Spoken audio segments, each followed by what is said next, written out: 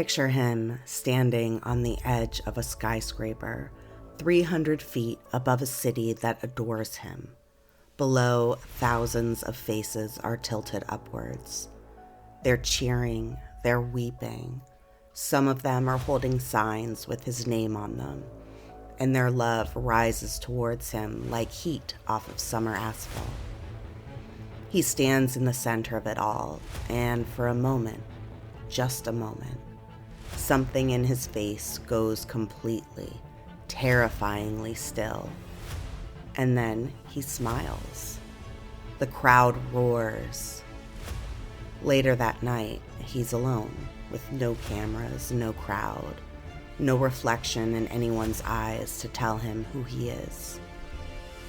And what's left of him in that silence, without the adoration, without the mirror those thousands of upturned faces provide, is something hollow, something volatile, something that, if you look at it directly, would look less like a hero and more like a wound. His name is Homelander. He can melt steel with his eyes. He can cross a continent in minutes. He is, by every external measure, the most powerful being alive. And he is one of the most clinically precise portraits of malignant narcissism and psychopathy ever committed to screen. Today, we're going somewhere uncomfortable. We're going to look at the architecture of heroism, not the mythology of it, not the marketing of it, but the psychology of it, and ask a question that does not have a clean answer. What if the traits we celebrate in our heroes are the same traits that build monsters? What if the only real difference is the costume? I'm Tara Peralt, a doctoral student at the University of South Florida, and you're listening to Psychology of the Strange, part of the Darkcast Network. Welcome to the dark side.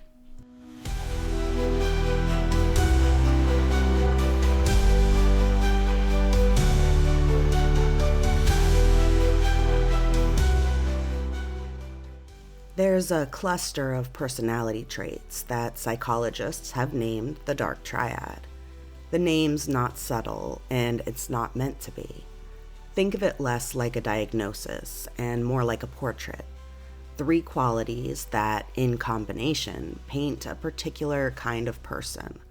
One who tends to rise, tends to charm, tends to leave a particular kind of damage in their wake, and tends to do all of this while looking from a certain angle quite heroic. The first quality is narcissism, not the ordinary vanity of someone who takes too many photographs of themselves, but something structural, a self built from the outside in, from applause, from titles, from the reflection in other people's expressions. A hunger for admiration that is never, not once, fully fed. And beneath that hunger, a brittleness, an inability to tolerate anything that threatens that image. Criticism becomes an attack. Indifference becomes a war. The second is Machiavellianism, named for a Florentine diplomat who understood better than most how power actually moves through the world. It's the capacity to treat other people as instruments, to calculate rather than feel, to look at a room full of other people and see, before anything else, their utility. The third is psychopathy, a threshold for fear, remorse, and empathy that sits dramatically higher than it does in most people. Not the cartoonish absence of feeling you see in bad crime dramas, something quieter and more functional. The ability to do what others cannot bring themselves to do, and to sleep afterwards without the weight of it. Together, magnetic, strategic, and unafraid, someone who wants power, knows how to take it, and does not slow down for the mess left behind. And here's the part that tends to make people uncomfortable. In high-stakes, adversarial, competitive environments, these traits are not always a disadvantage. Sometimes they become an asset. They help people rise. They help people survive. In certain historical moments, they help someone become exactly the figure that a frightened civilization calls a savior. Vought International understood this perfectly. Vought, at its core, is what happens when the Dark Triad gets a PR firm, a merchandise division, and a government contract. And not accidentally, they produced these people. They engineered them. Homelander was raised in a laboratory, not a home, a facility. He was a subject before he was a person, and the adults around him carried clipboards instead of warmth. He was told he was the most powerful being on Earth before anyone bothered to tell him he was loved. What formed in that vacuum was a self built entirely from the outside in. His identity is not something he inhabits. It's something the crowd reflects back to him. When they love him, he exists. When that love is withdrawn, something in him fractures. And what comes through that fracture is not grief. It's rage, swift, absolute, and frequently lethal. This is the narcissism, the grandiosity, the brittle self that cannot survive without the mirror of public adoration. He will rewrite the story until it fits. He will eliminate anyone who insists on an alternative version. But there's something else underneath it, and it's worth naming separately. When you watch him in the moments when his ego is not threatened, when there's no crowd to perform for, no slight to avenge, no image to protect, watch what he does then, that flat affect, the way warmth and violence occupy the same minute without any apparent transition. The instrumental relationship with other people's suffering, not as a means to an end, but as something closer to indifference, as though the person in front of him simply does not register as fully real. That's not narcissism. That's psychopathy. The distinction matters. The narcissism explains why he needs the crowd, why adoration is oxygen and criticism is existential threat. The psychopathy explains what he is capable of when the audience isn't watching. Two different mechanisms, two different kinds of damage. And in Homelander, they run in parallel, which is what makes him so extraordinarily dangerous and so genuinely difficult to look away from. He's what happens when power has no counterweight, and adoration substitutes for love, and when beneath all of it, other people have never quite been real. Then there's Billy Butcher, who has no powers, no cape, and no particular interest in being good. What he has is a mission, a threshold for violence that most people would find alarming if they examined it closely, and a near supernatural talent for knowing exactly what a person needs to hear, and then using it. He's not entirely wrong about the world he's operating in. The soups are dangerous. Someone has to stop them, and the only people capable of doing it are the ones willing to match that danger without the benefit of superhuman biology. The audience roots for Billy Butcher enthusiastically. We follow him into dark places, and we want him to win. Because if you lay his actions alongside Homelander's, the manipulation, the willingness to harm, the people treated as expendable in service of the objective, the gap narrows in ways that are a little unsettling. What separates them is not the nature of their behavior, it's the target. Butcher aims his darkness at someone we have already decided deserves it. We have granted him permission. And that permission changes everything about how we experience him. But before Homelander, before Butcher, there was Soldier Boy. He's older than the mythology, a World War II relic, America's first superhero, the original template for everything Vought would eventually build. He walks through the present day like a man who never fully arrived in it, armed with an era's worth of absolute certainty about exactly who deserves what and why. Soldier Boy is what happens when entitlement gets a compound, a government contract, and decades of institutional reinforcement with zero accountability.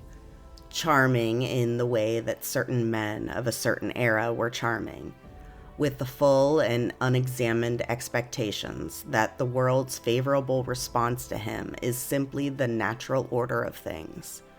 Cruel in ways he does not register as cruelty, because nothing in his environment ever asked him to. He's not an anomaly, he's a product. What makes him so interesting, and yes, so watchable, is that he retains just enough humanity to prevent you from fully dismissing him. There are moments where you glimpse what he might have been in a different structure, with different people around him at the right times. The tragedy is right there on the surface, wearing a vintage star-spangled helmet and absolutely refusing to examine itself.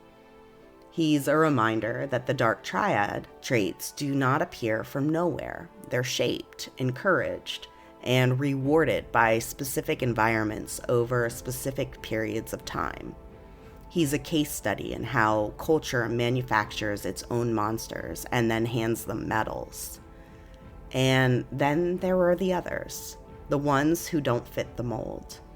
Starlight is genuinely good, not strategically good, not good as a performance, good in those quiet moments, in the decisions when no one's watching, in the choices that cost her something real, and she makes them anyway.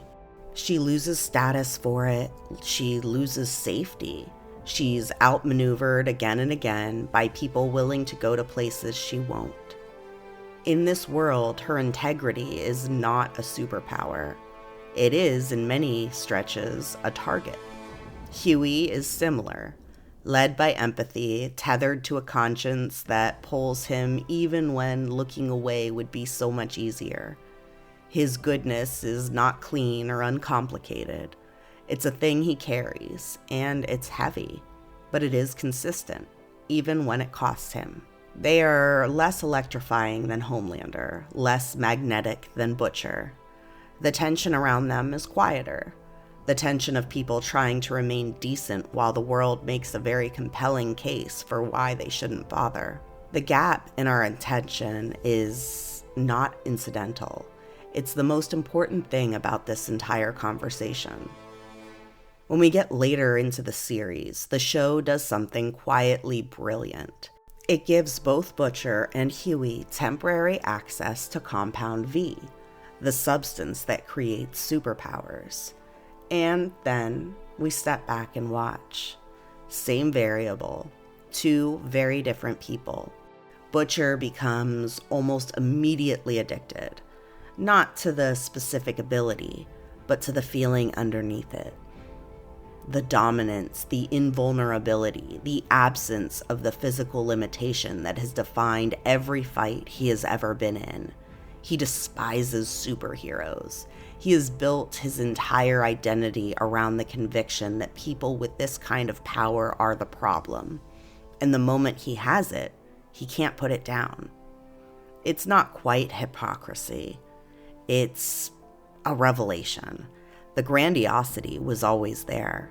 The hunger for dominance was already part of the structure. Compound V didn't create those things.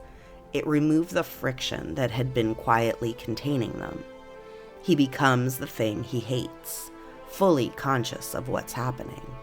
Hughie's relationship with the power is entirely different. He doesn't want it for its own sake.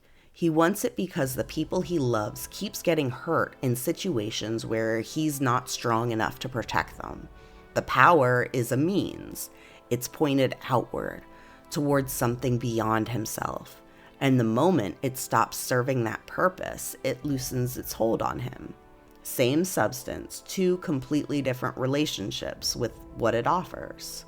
What the show is illustrating here, with more clarity than most philosophy textbooks manage, is the oldest divide in ethical thinking. For Butcher, the ends justify the means.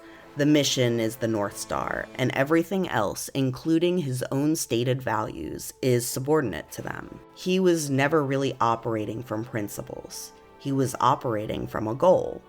For Hughie, the means matter independently. There's a line he won't cross regardless of the outcome.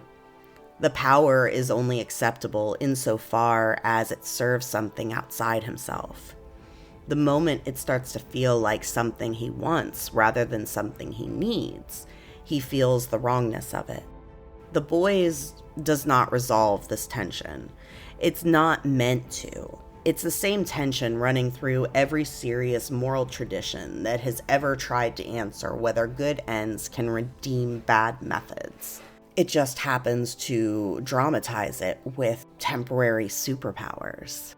The dark triad is a real and well-documented construct in personality psychology, consistently measured, consistently studied, and consistently associated with a specific pattern. High rise, high impact, and a trail of relational damage that the person at the center rarely lingers long enough to be accounted for. People who score high on these traits are overrepresented in positions of power. They're also overrepresented in correctional facilities. The determining factor is not the traits themselves, it's the environment those traits encountered. The system that either channeled them towards something legible as success, or failed to contain them entirely.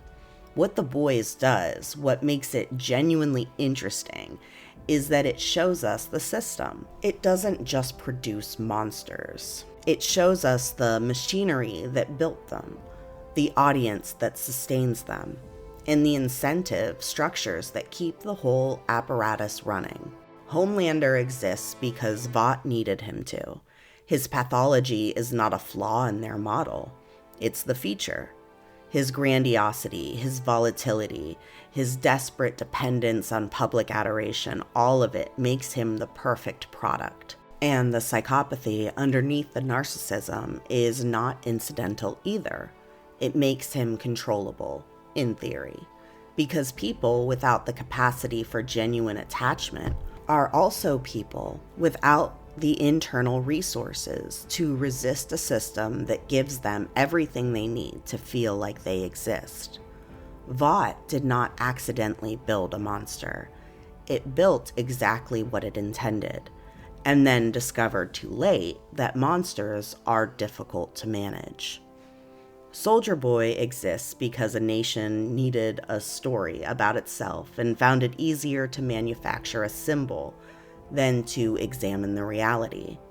And Butcher's darkness is licensed first by necessity and then by us, because we have been carefully given a villain to point him at. And once that happens, moral accounting tends to stop. Psychologists call this moral licensing, the phenomenon by which we extend permission to transgress to people or entities we have already categorized as righteous, or at least ours. We don't consciously decide to grant him that permission. We simply discover after the fact that we already have. Compound V makes this visible in real time. We watch Butcher become the very thing he hunts, and we keep rooting for him anyway, because the permission was granted long before the transformation began. This is not just a fictional phenomenon. It's how ordinary people in real institutions have authorized extraordinary harm while feeling, and I mean genuinely feeling, that they were on the right side of things. Here's where it stops being about the characters. People are wired at a very old and structural level to track dominance and threat.